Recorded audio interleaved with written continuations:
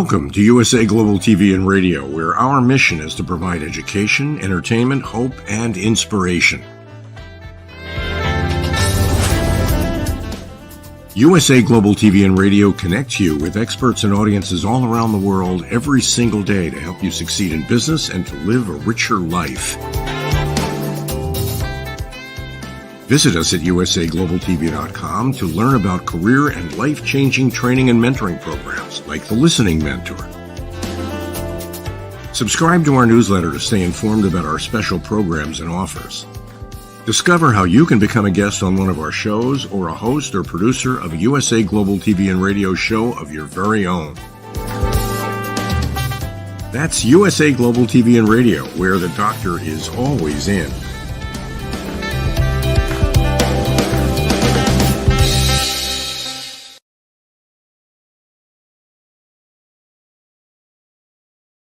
Y'all, red.olaughlin here today. This is Talking Heads, and we're continuing along our journey on really getting ourselves prepared mentally to make changes for the better for 2025. So the healthy things that we need to be doing or some of the unhealthy things that we should avoid. Let's begin that process. Now, we've already begun the process for the mindset, and the mindset is super critical, but regardless, it's something that we really need to do. And if you want success, there's a lot of things we can do with that. The program today, get loaded up here very briefly, but we're on Amazon Fire, on Zizzle, on E360 TV, YouTube. It's a live streaming show, and we also have some podcasts that come out after the fact. So with that, let me go ahead and get started on my program today. I'm a researcher, never been in the medical or pharmaceutical fields. I fell in love with chemistry many, many years ago in high school. Got a degree in chemistry, got an invitation to Vietnam, never had a chance to practice chemistry until literally about 8 years ago.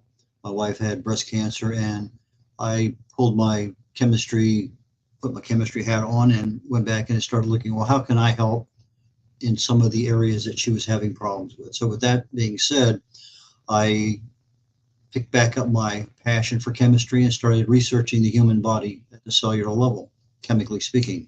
What causes things to happen? And if I can stop something from happening or speed something up, depending on what it is, then I at least have some impact. So with that being said, I can do something that will make a change for the better. If I treat a cause of a problem, chances are I can generally make some change. But if I have a symptom and all I'm doing is treating the symptom, putting a Band-Aid on day and night, I am not fixing the cause that symptom is being treated for. And the cause can be worse until you don't know what's going on at all. Anyway, as always, this presentation is for awareness and education. Okay, let's move on here. Most of the material in the first part of the sections we've done, the 2 or 3 weeks prior to this, is, I guess we're episode 4. So the first 3 weeks, most of the information came out of my book, No Matter What You Can Do It. It's Dr. Maxwell Maltz's Psychocybernetics, about how do we talk to our subconscious brain that's in charge of about 95% of everything we ever do, all the changes we make, all the decisions we adhere to. So moving right along. Okay, so we're talking about 2025. Just down the road, but now less than 3 months. What are you changing, and why are you changing it? That's probably critical for a mindset. If I want to lose weight, and I've tried it every year for the last 20 years, and I'm getting worse each time, I'm weighing 40 pounds more than I did 10 years ago. There's part of our subconscious brain that will help you or will thwart just about anything you're doing. And that's what we've talked about in the last 3 or 4 weeks. So if there's something that I have done a few times before and I've had success, great. Absolutely great. Continue doing it, because your subconscious mind will help you succeed again. But if there are things that we've done and failed, the subconscious mind will tell you, nope, I'm not going to let you fail again. Failing in this particular case means, let's say, losing weight, the goal, not necessarily the aspect of failing, because the subconscious mind's primary mission in life is to prevent harm from occurring to you. So we need to look at restructuring or reframing the wording we're using. So if I want to lose weight, well, maybe a better way of saying it is I want to lose inches. That's not the same thing that we've said before, but it's going to result in the same end result. So anyway, look at the wording you're using, because there are things you can say and things you should not say.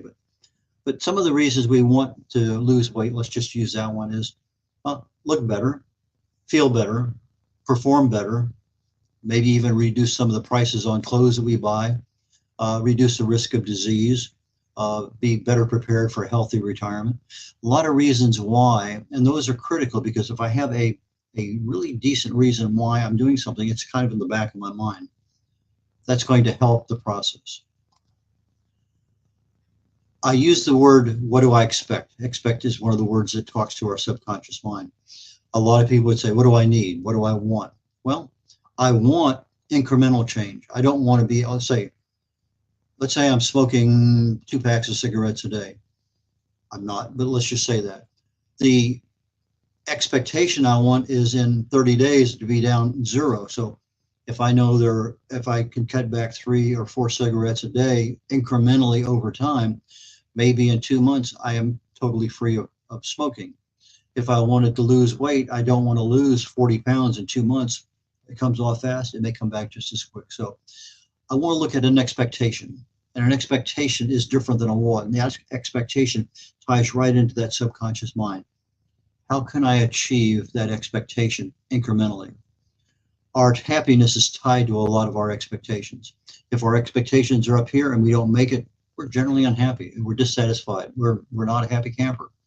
But if my expectations are here and I exceed them on a regular basis, I'm successful, I'm happy, I'm satisfied, and I'm going to continue to do the same thing. So incremental changes are what we're looking at. Now, what do I want for 2025? I broke it down to a maximum of 3. I want to get rid of this turkey neck that I have here. It's not something that's appealing, I think, on TV or just in general. I want to improve my balance. I know that as people get older, there's a tendency for tripping, falling, injury. Sometimes they're relatively easy to fix, but they can be painful. The time to recover is there. And I want visceral fat reduction. In other words, my gut fat, the fat that's underneath it, that's between my subcutaneous fat and the fat that's right up against my organs. So that's something I've never done before. I've lost weight fairly easily, 3 or 4 times, but I'm looking at things that are going to help me from a health perspective. So this is a cosmetic issue, but it's also a health respect to losing some fat.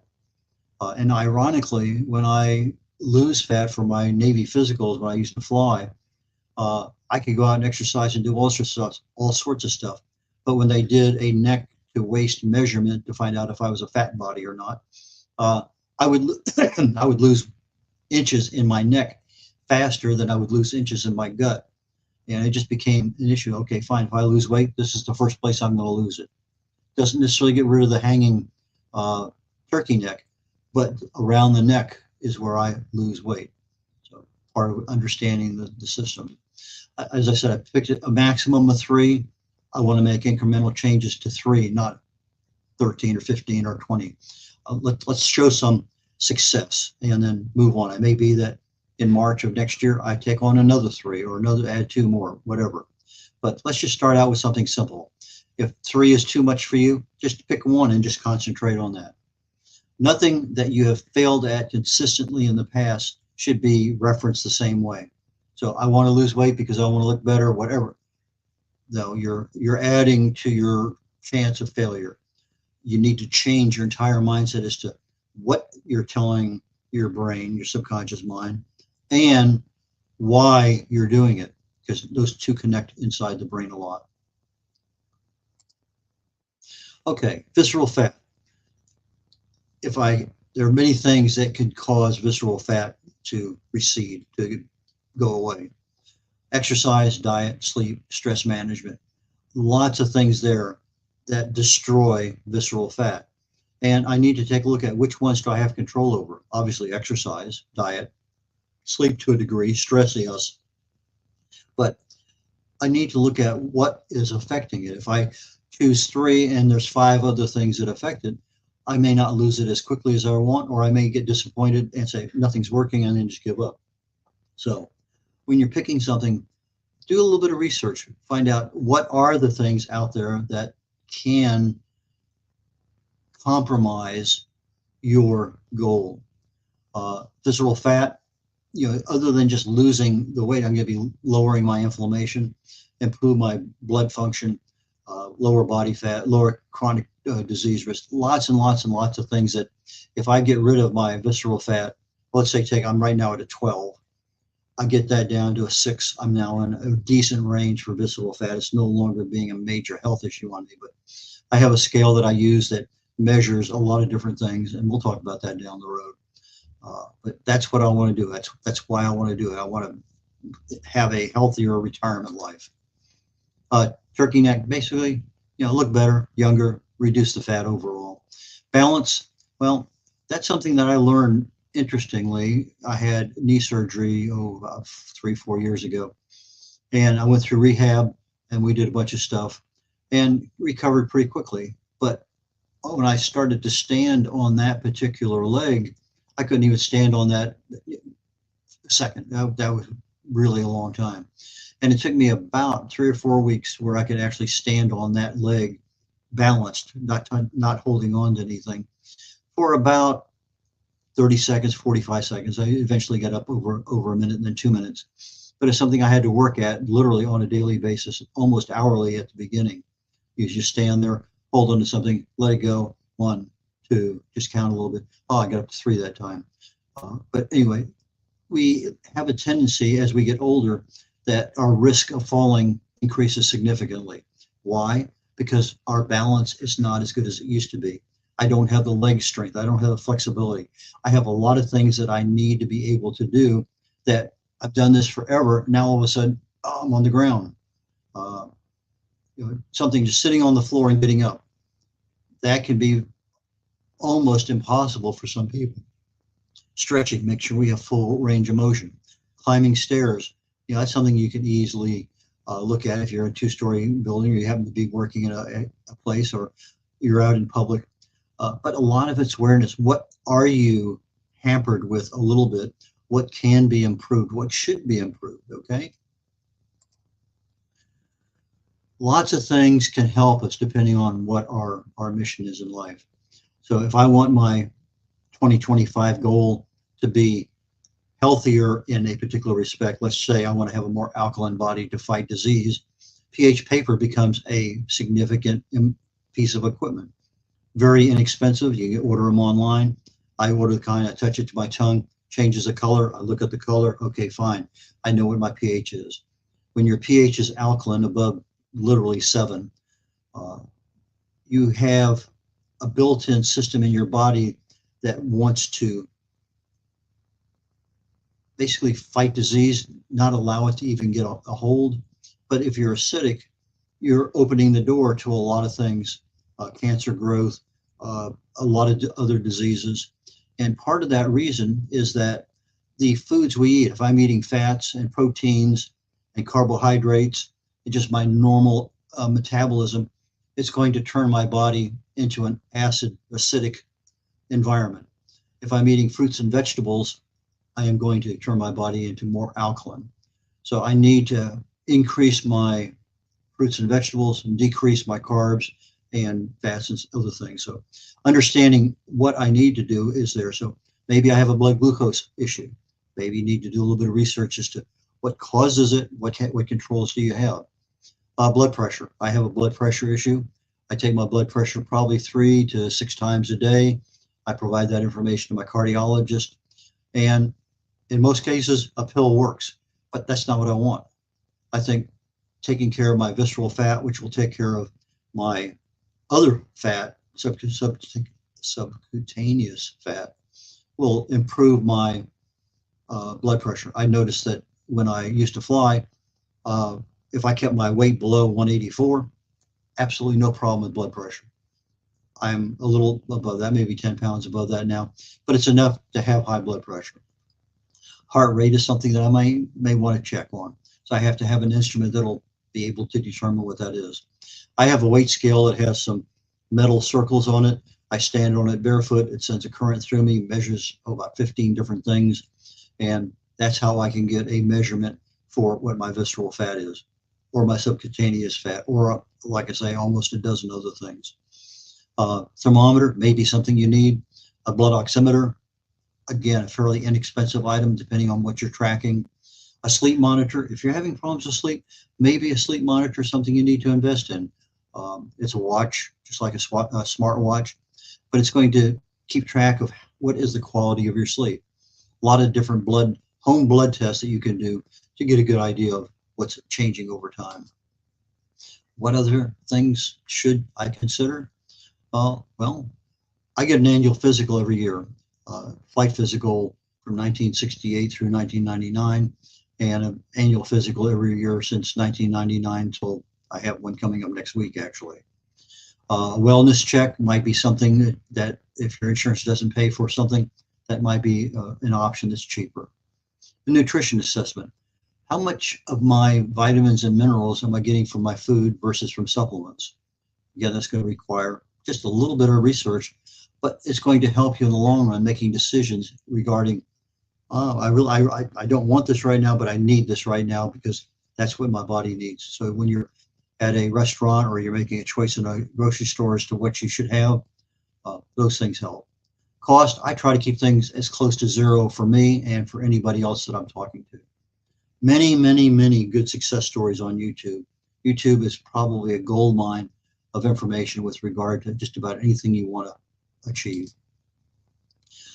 I want to have an effective mindset change. That's why I'm doing this thing now in 2024, so that I'm making my change before I get to January 1st, 2025, when all my other New Year's resolutions started. If I've already accomplished my New Year's resolutions and they're part of my normal lifestyle in January, then I've achieved my goal for starting good health habits for next year. Or I may not get the good ones out, but maybe I'm really reducing the bad ones. What's failed in the past? What's worked? A full understanding of the consequences. Back in the probably 94 timeframe, I read 5 or maybe 6 different books on Atkins. And I changed my lifestyle. I went on 0 carbs, literally maybe at most 10 grams a day. And I lost 7 inches of my gut in 3 months. I lost 40, 45 pounds, literally in just a couple, 3 or 4 months. Kept it off for years. I was living in Germany for a couple of those years. I drive down to Italy for a long weekend. Boom, pasta, bread, everything. Carbs went out the gazoo. I come back, I'm 12 pounds heavier. 2 weeks later, I'm back at right exactly what I was. So I did a lot of research on it. I knew my risks, but I didn't understand what wasn't in the book. The problem I had was I retired from the Navy in 99. I had my very first ever bone density test and found out that I was osteopenia. I said, how in the world can that happen? I've been a weightlifter for literally decades, a runner for decades, and all of a sudden I have a problem with osteopenia. I couldn't figure it out. So a little bit of research, and I found out what causes calcium to go into the bones, what causes calcium to come out of the bones. And the Atkins diet that I had been on for about 6 years was highly acidic, caused my blood to pull calcium from the bones in order to maintain normal levels of normal pH levels. And that wasn't something I was aware of. In the books, they don't talk about it. In the books, if you follow it, you might not have as severe an acidic condition as I had. But once I understood what was there, I had to change the way I was eating to overcome the osteopenia. I think we all should look at a serious personal assessment today. And this is something you can just start thinking about. How much stress am I? Most of us don't even realize our stress. How much exercise am I doing? Where am I eating? Lots and lots and lots of things can be assessed just by thinking. So it's what can you or what should you do to change? And something easy. Me, 3 things: snacks, timing, and alcohol. Okay, snacks, too many carbohydrates. Timing, I choose to eat snacks after 6 p.m. Not a good idea. I'm eating one meal a day most of the time, but sometimes 6, 8, 8, 9, 10 o'clock, I may go in there and grab something to eat that I shouldn't. And maybe I have a glass or two of alcohol too much. So I know that those things are all issues that are going to affect my visceral fat. I need to address them, but I know what they are, personal assessment. Other things that people might have, their food choices. If you're having Italian and Mexican and Chinese food all the time, and it's loaded with carbohydrates, maybe that's not the best lifestyle to be on if you want to lose weight. The timing, you can eat the exact same thing at 3 different meals or one time a day. Eating 1 time a day, you will lose weight versus eating 3 times a day, even if it's exactly the same food. Is because the amount of time our body has to process it. Our nutrition, where are we getting it from? Am I deficient in something? Lots and lots of people are deficient in many things, vitamin D3, magnesium, for instance, B12. Anyway, how much exercise am I doing? Is it what is appropriate for what my goal is? That's really consistent. If I'm doing very low impact, but not aerobically, yeah, that may be good for one thing. Walking may be a great one. I'm outside in fresh air and sunshine, but depending on what my goal is, I may need to change part of that. I want to be able to have better balance, so I need a little bit more in the area of balance and stretching and leg strength and things like that. What options do I have when I go to a fast food option? Maybe I don't have the bread on. I just have it put on the plate, and I eat my burger with whatever salads put on there, but I leave the bread off. Let's find a stress program that is something that's easy to do. You can do it in the car while you're driving. You can do it at home when there's a commercial on TV. Is your sleep the level of quality you need? Again, there's a lot of ways of determining that. So my goal is to have my audience start implementing change in November. That's a couple of weeks from now. And that allows us 60 days to make those incremental changes that we're talking about. And if we're making them and they're consistent, then they're easy to do or they're easy not to do. And we can start making progress on 2025 before it gets here. So we record the data, and depending on what we're doing, it may be a daily data or maybe weekly. Blood pressure, I'm doing right now a minimum of 3 times a day, most likely 4, 5, 6. But I don't need to do blood pressure once a week. But if I'm weighing myself or taking measurements of my inches around my gut, once a week is probably fine for something like that. So take a look at what you're actually collecting and recording and how often you're doing that. Okay. There are other factors that may actually creep out as we're doing things. So I'm looking at now, I'm really changed my eating habits at the house already with regard to my food choices, more in the line of salads. I don't think I have it on this slide, probably the next one. Talk about that when I get to it. And if I'm not eating out for something, I have a certain amount of dollars saved. I can take a look at my bank statement. Okay, there's a Wendy's, there's a McDonald's, there's a whatever it is. It's easy to see the fast food places or the restaurants and how much I spent. Well, that should be able to see a change in dollars saved. Maybe I need to look at fat loss inches rather than pounds lost, because if I'm starting exercise, my muscle weighs more than my fat. And so I may actually gain some weight, but I'm going to look a lot thinner. So there may be some other ones. It takes me forever to walk up 3 flights of stairs. Well, how long does it take you to get up off the floor? How long does it take you to get out of the car? As we get older, these things become more a pain in the butt. And so there may also be some dollars spent on a better quality food, but depending on the quantity you put on the plate, you may actually end up spending less. Eating more salads, Wall's protocol. I'm getting toward the end of the thing. I think this is probably a good place to leave it. Pick this up next time, because the Wall's protocol is something I actually do want to spend a little bit of time on for somebody wanting to lose weight or improve their health. This is a significant improvement in those areas. So with that, I am going to get ready to sign off. And here, boom, boom. Okay, that's the next slide anyway. No matter what, you can do it, red.olaughlin.com or red.olaughlin@gmail.com, and my website, red.olaughlin.com. So with that, Red O'Laughlin signing off. I will catch you next week on Talking Heads, and we will start actually putting together a dashboard and testing it and see how it works. Take care, you all. Bye now.